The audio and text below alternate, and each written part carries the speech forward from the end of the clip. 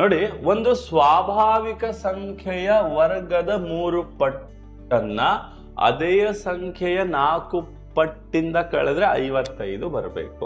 ಇಲ್ಲಿ ನಾವು ನೋಡಿದ್ರೆ ವರ್ಗದ 3 ಪಟ್ಟನ್ನ ಅದೇ ಸಂಖ್ಯೆ 4 ಪಟ್ಟಿಂದ ಕಳೆದ್ರೆ 55 ಬರುತ್ತಂದ್ರೆ ನಾವು ಇದನ್ನ ಟ್ರೈ ಮಾಡ್ಬೋದು. 3ದ್ದು ವರ್ಗ ಎಷ್ಟು? 3 ಸ್ಕ್ವೇರ್ ವರ್ಗ.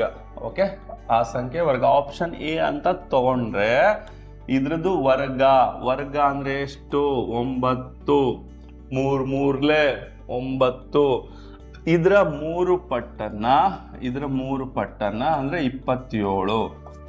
ಅಲ್ಲ, ಇದೇ ಚಿಕ್ಕ ಸಂಖ್ಯೆ ರೀ, ಇದೇ ಚಿಕ್ಕದು. ಇದ್ರಲ್ಲಿ ಮತ್ತೆ ನೀವು ಕಳೀತೀರಿ ಅಂದ್ರೆ ನಿಮ್ಗೆ 55 ಎಲ್ಲಿಂದ ಬರುತ್ತೆ? ಇದು ಆಗೋದಕ್ಕೆ ಸಾಧ್ಯ ಇಲ್ಲ, ಆಗಲ್ಲ. ಯಾಕಾಗಲ್ಲ? ಅದೇ 27 ಇದೆ. ಓಕೆ ಸಾರಿ, ವರ್ಗದ 3 ಪಟ್ಟು. ವರ್ಗದ 3 ಪಟ್ಟು ಅಂದ್ರೆ 9 3 27. 27 ಮತ್ತೆ ಕಳೆದ್ರೆ ನಿಮ್ಗೆ 55 ಬರುತ್ತಾ? ದೊಡ್ಡ ಸಂಖ್ಯೆ ಬರುತ್ತಾ? ಬರಲ್ಲ.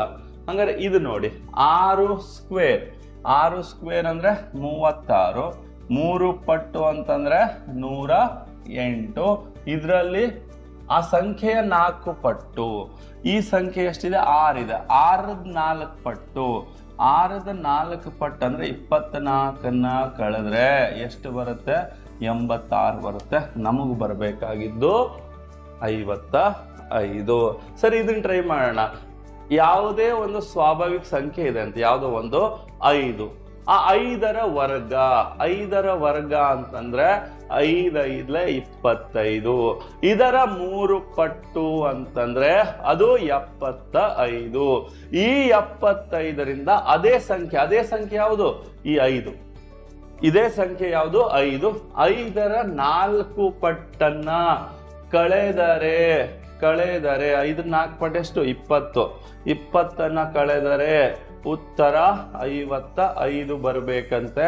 ಹಾಗಾದ್ರೆ ಆಪ್ಷನ್ ಸಿ ಸರಿಯಾದ ಉತ್ತರ ಅಷ್ಟೇ.